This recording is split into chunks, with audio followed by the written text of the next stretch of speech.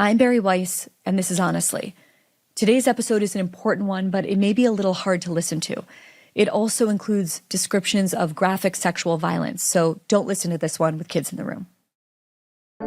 I want to tell you about a group of girls who were kidnapped by terrorists thousands of miles away.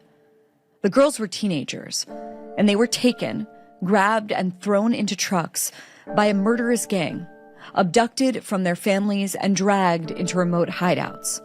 These terrorists, driven by an extreme Islamist ideology, were opposed to the civilization that these girls believed was their birthright: the right to be educated, the right to be independent, the right to chart their own destinies. And so they kidnapped them. When the world heard the news of this faraway story, people were outraged and empathetic. The First Lady of the United States saw it on the news. Those could be my daughters, she thought. And compelled by what I imagine was a combination of maternal instinct and a sense of duty to speak out against evil, she took to Twitter and demanded, "Bring back our girls." Within days, women around the world, leaders in Washington and celebrities in Hollywood followed suit. They knew that they had an audience. They knew that they had platforms, and they wanted to do everything they could to call attention to this atrocity. What I'm describing was the righteous outrage in the West in response to the kidnapping and sexual slavery of 276 schoolgirls in Nigeria when they were kidnapped by the Islamist militant organization Boko Haram in April 2014. Michelle Obama, Oprah, Malala Yousafzai, Alicia Keys, Angelina Jolie, Kim Kardashian, and the rest of the civilized world saw a story of good versus evil, and so they spoke out about it. The situation could not have been clearer, nor could the moral imperative for those with power to do something about it. And power they had. President Obama wound up deploying American troops to assist in the search for the schoolgirls in Nigeria. Nearly 10 years later, on October 7th, 2023, terrorists, driven by an extremist Islamist ideology, kidnapped another group of teenage girls thousands of miles away. These men brutalized and abducted the girls and many others, including soldiers, innocent men, women, the elderly, children, and even babies. All told, there were over 240 of them. The terrorists took these people, some of whom were still in their pajamas, into tunnels deep underground. This wasn't Boko Haram, and it wasn't in Nigeria. It was Hamas and Palestinian Islamic Jihad, the ruling Islamist factions in the Gaza Strip. And the people taken were Israelis. In this case, there were no viral hashtag campaigns. There were no clear and urgent statements from female leaders, the kinds of feminists that so many young girls look up to and have come to rely on for their information about the world. No Michelle Obama, no Malala, no Emma Watson, no Greta Thunberg, no America Ferrera, and I could go on and on and on. There has been no relentless rallying cry from our prominent women's organizations. Instead, there has been silence. Silence from the leaders of the Me Too movement. Silence from the celebrities who spoke at the Women's March and in Time's Up. Silence from those who denounced pay gaps and Harvey Weinstein and Trump's grab 'em by the pussy comment and rape culture more generally. Silence from people who opposed Brett Kavanaugh's nomination to the Supreme Court. Silence, save one weak statement 55 days after October 7th from UN Women, a group whose mission is to, quote, create an environment in which every woman and girl can exercise her human rights. When I saw the list of women's rights organizations who have said nothing, I nearly choked. Where is the solidarity for women in this country and in this world to stand up for our mothers, our sisters, and our daughters? Silence for 2 months after October 7th from the National Organization for Women, the largest feminist activist organization in the United States. And when they finally did muster out a statement, they didn't even mention Hamas. Silence from the International Committee of the Red Cross, who is supposed to be an independent and neutral organization to, quote, ensure humanitarian protection and assistance for victims of war and armed violence, and to promote the laws that protect victims of war. Silence from almost every organization you would expect to care about these women and these hostages, organizations who are chartered to actually do this work, to protect these hostages and to make a difference. Daily, many of these people in these groups call for a ceasefire in Gaza, but they are silent about the hostages. Why do they cry for a ceasefire and not insist on freeing the hostages, the very thing that could actually end the war? There are 136 hostages still being held by Hamas in Gaza right this moment. Some of those people are dead. 2 of them are babies. About 20 of them are young women. And it has been 100 days since they disappeared beneath the earth's surface in Gaza. In those 100 days, thanks to those hostages who have been released, and thanks to the intrepid work of journalists in Israel and across the world, we have learned a great deal about what the feminists of the world are choosing largely to ignore. They are ignoring hostages who have been seriously wounded, shot, or with dismembered limbs, who are without medical care. They are ignoring hostages who don't have enough food and water. They are ignoring hostages who are being beaten and tortured. They are ignoring hostages who have been sitting for 100 days in the pits of hell. As if all of that wouldn't be bad enough. But what they are also ignoring is the ongoing subjugation of those some 20 remaining women. And that is not hyperbole or hysteria or speculation or claims made by politicians to make a political point or advance the aims of the broader war. It is first-hand testimony that is coming out of the mouths of women who were there and who saw what was happening with their own eyes. One released hostage, 17-year-old Agam Goldstein Almog, told the Free Press that about 50 days into her captivity, she met some of these young women in the tunnels, some of whom still had bloody gunshot wounds that had been left untreated, and one of whom had a dismembered limb. They told Agam that they had been sexually abused. Here is what Agam told us. I heard from them accounts of terrifying and grotesque sexual abuse, she said, often at gunpoint. They told me that when they were sad and cried, their captors would take advantage of their helplessness even more and stroke and caress them and then shove and grab intimate parts of their bodies. They were treated, Agam told us, like playthings. Chen Goldstein Almog, Agam's mother, who was held hostage with her daughter, told the New York Times that she too met women in the tunnels who said they were sexually abused. In recounting a conversation she had with these hostages, Chen told Israeli media that Hamas, quote, simply put a gun to their heads and did what they wanted to them at gunpoint. 21-year-old Mia Shem, who was released after 54 days in captivity, told Israeli media that before she was taken to Gaza, she was, quote, groped on her upper body by her first kidnapper. It was only when he realized that her arm was severed, she said, that he stopped. התחיל לגעת בי.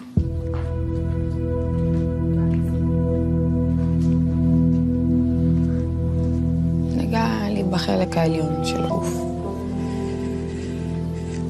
התחלתי לצרוח שם משתגע כזה, את יודעת. קלט את הסיטואציה עם היד, הוא קלט שהיא מנותקת מהגוף, כנראה הוא נבהל, עצר לי שנייה, קרא כאילו מרחוק לרכב שהגיע, אסף אותי, משך אותי אחד המחבלים מהרכב לה, מבחוץ לרכב מהשיער, הוריד לי את הראש כל הנסיעה. When she got to Gaza, she said she feared death and she feared rape. She said she thinks the only reason she wasn't raped in captivity is because her captor's wife and children were present in the home the whole time. Did he ever do something like that? No, only because his wife was outside the door. If we were there alone, something was bound to happen. Aviva Siegel, 64 years old, was held in Gaza for more than 50 days. Her husband is still in captivity.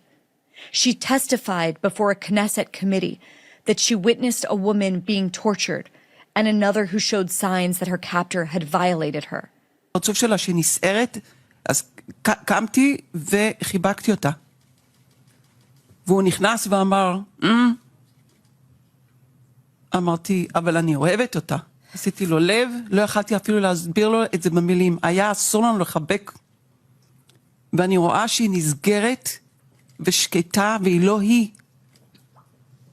וסלחו לי, אני אגיד מילים לא יפות, אבל הבן זונה הזה נגע בה. It's not just the released hostages giving these testimonies. One of the doctors who treated the released hostages reported that 10 of the people who were freed, including men, were sexually abused in captivity.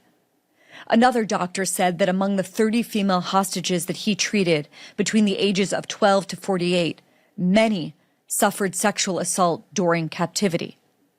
Another doctor said that many of the released female hostages showed signs of PTSD and said that the patients are, quote, deeply traumatized by extremely serious sexual assaults. None of this should come as a surprise, because the entire world saw what Hamas did on October 7th above ground, in broad daylight, proudly, captured in their own photographs and videos for the entire world to see.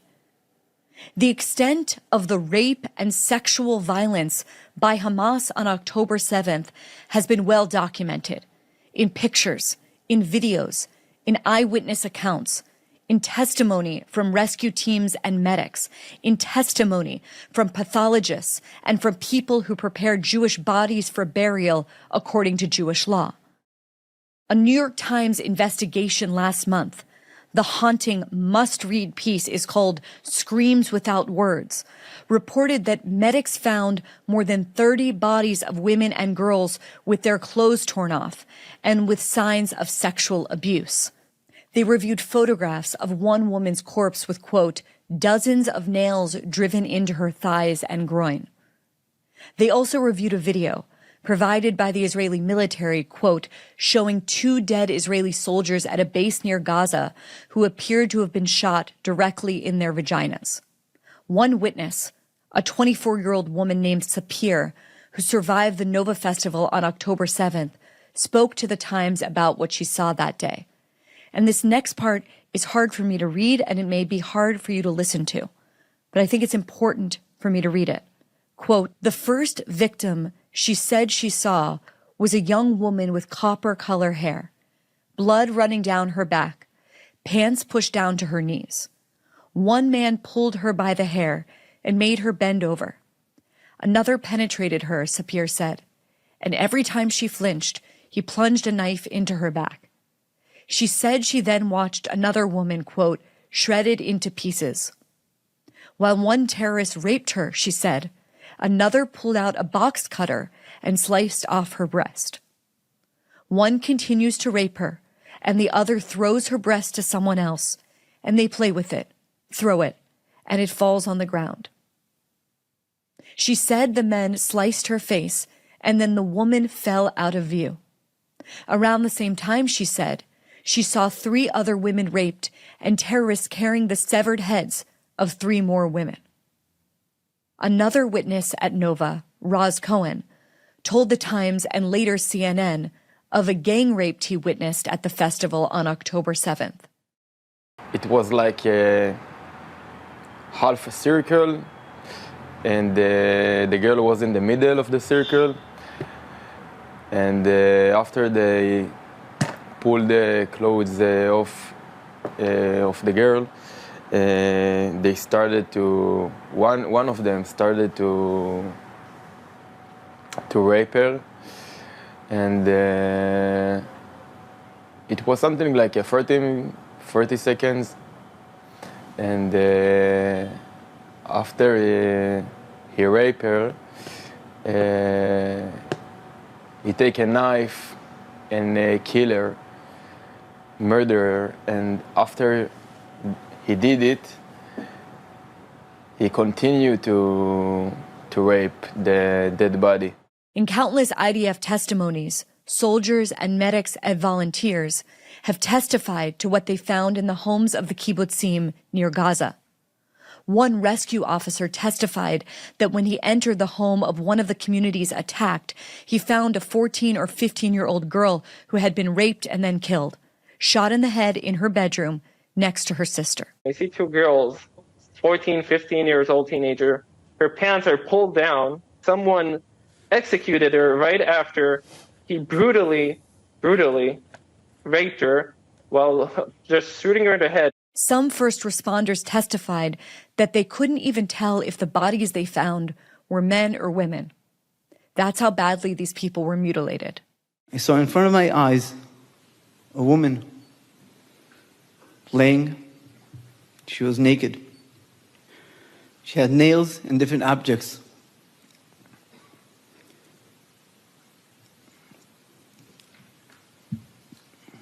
In her female organs. Her body was brutal in a way that we could not identify her. Others who work for the military morgue testified that they saw, quote, women with bloody underwear, with broken bones, broken legs, and broken pelvises. As the Times investigation points out, the true number of women assaulted on October 7th will never be known. And that's because some of the bodies were burned so badly that they weren't bodies in the end at all. And it's also because Jewish religious ritual dictates that bodies be buried as quickly as possible, usually the day after death. And of course, there was the absolute chaos of the days following the attack, when terrorists were still roaming free in southern Israel, and where Israeli medics and volunteers were simply unable to keep up with the death toll and the destruction. At the Nova Festival site, to choose just one example, bodies were hauled away by the truckload, more than 360 of them at that particular site. Now imagine, right now, if one of these 18 or 19-year-olds being held by Hamas was your daughter. Imagine if the world, imagine if other mothers and daughters and women did not scream on your behalf. That silence alone would be unimaginable. But then imagine if some of them didn't just not speak up for you, but instead they berated you or suggested that your child somehow deserved it. That's exactly what happened to the mother of one teenage girl who currently remains in captivity. Last month in New York City, a group of anti-Israel protesters harassed Dr. Ayelet Levy-Shachar, the mother of a 19-year-old girl, Nama, who was taken hostage on October 7th. Shame on you, they yelled at the grieving mother. Ayelet's 19-year-old daughter, Nama Levy, was taken hostage by Hamas in a now infamous video. Her hands were bound, her ankles were cut, her pants were soaked in blood, and she is stolen away by screaming terrorists with automatic weapons, spirited away into the back of a black Jeep. Or take how the Red Cross responded to the family of Doron Steinbrecher, a 30-year-old woman being held by Hamas in Gaza without her medication. The family told Jake Tapper that when they begged the Red Cross for help, the Red Cross actually told the family, you should focus your concerns on Gazans. My mom had a few meets with the Red Cross, and she told them, my sister need to get her medicine. Yeah. And they told her that we should care more about the Arab people on the other side, and less about our beloved one. Or take just this week, when a San Francisco man who lost 5 family members at Kibbutz Be'eri, including 2 who were kidnapped, shared his testimony at a city council meeting. He was met with boos and jeers and pig noises from anti-Israel activists. It fuels anti-Semitism and hatred, as exemplified in this room right now. Listen, the pig noises and everything else. This is pure anti-Semitism. And I have never, since I moved to San Francisco, seen this kind of hatred against a minority group ever. And again, just last week, when an Israeli woman in New York City went over to a group of anti-Israel protesters and tried to talk to them, my friend is being held hostage by Hamas, she said. One of the female protesters responded, "Go cry at home, bitch." Go cry at home. And then, maybe worst of all, there are the women who are questioning or denying that any of this happened at all. Now, it's important to note that there are also a lot of men denying the atrocities of October 7th and the ongoing atrocities. The Gray Zone's Max Blumenthal, the journalist Aaron Mate, the journalist Ali Abumina, Owen Jones from The Guardian. But the thing I cannot wrap my head around is how a staggering number of these deniers and the people ripping down the posters of the hostages are women themselves. Women like Brianna Joy Gray, a political commentator at The Hill, host of the show Rising, and most notably, Bernie Sanders' 2020 presidential campaign national press secretary. She also happens to have a law degree from Harvard. Over and over again, Gray has simply refused to accept that Hamas raped Israeli women. Why? Because the, quote, Zionists, she says, were relying on men as witnesses, and because, as she put it, Israel didn't collect rape kits on October 7th. In case that seems hard to believe, here's the whole tweet for you.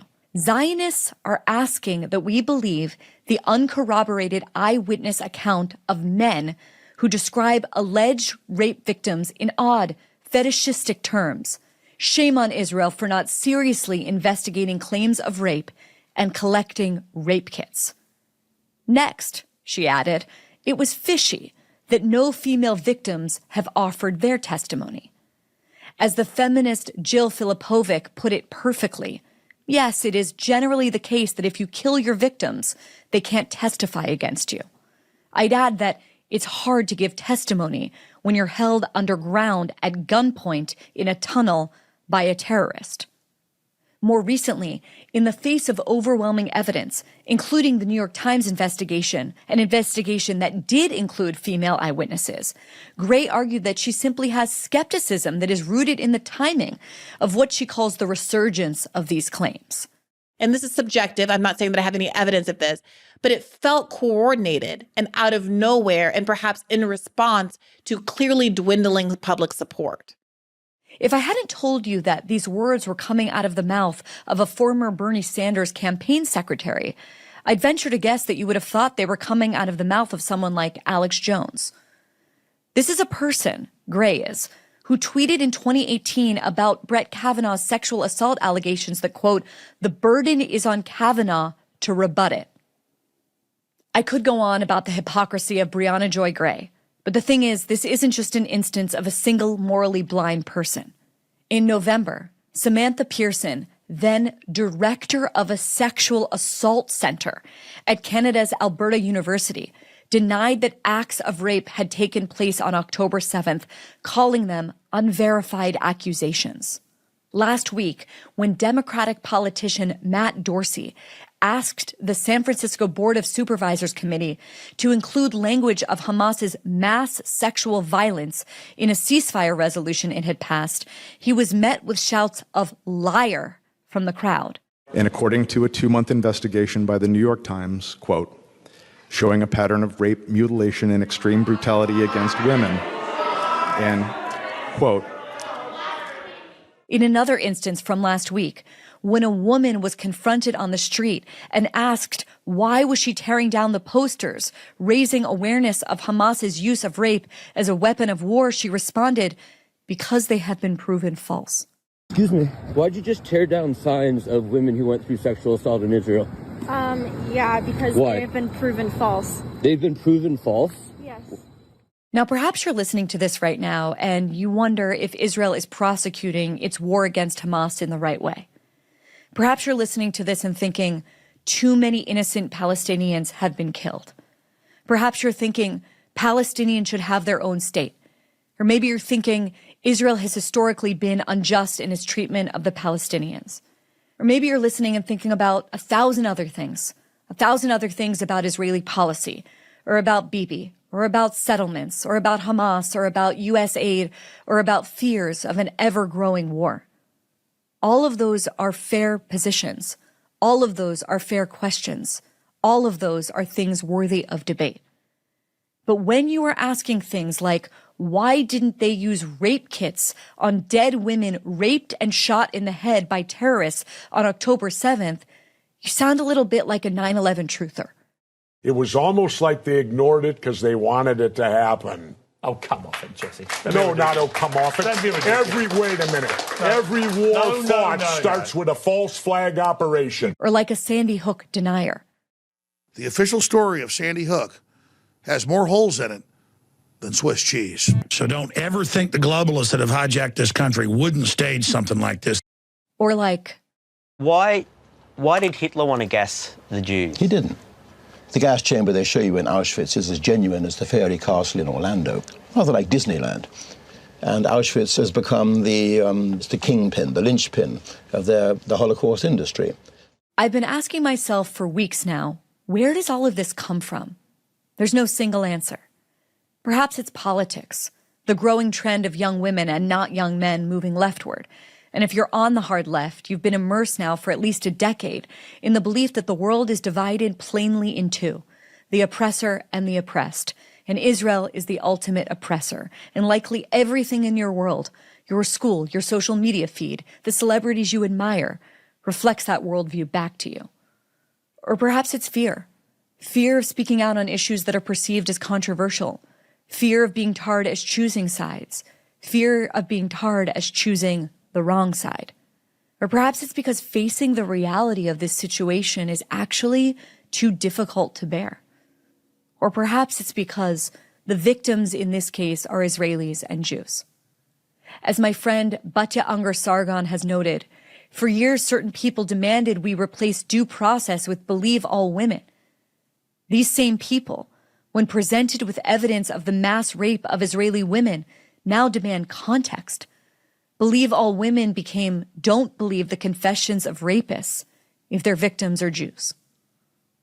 Whatever the reason, for anyone, especially for women, to remain silent or to downplay or to deny such atrocities is an assault not just on the victims, not just on their families, not just on Israelis, and not just on Jews. It is an assault on truth itself. Look for a second at the faces of these girls.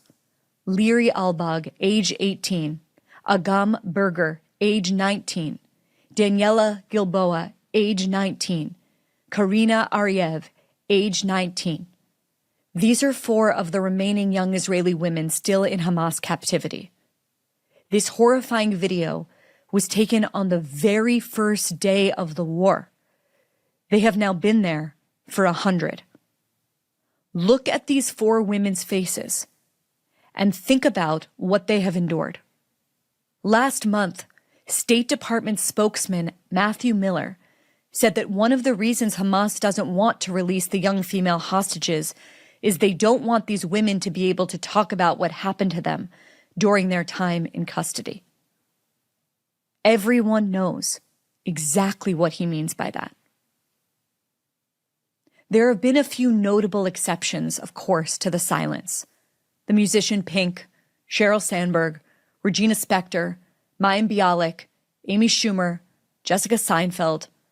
But they have been so notable because they have been so rare. And most of the prominent, famous women who have spoken out are Jewish. Everyone I just named is.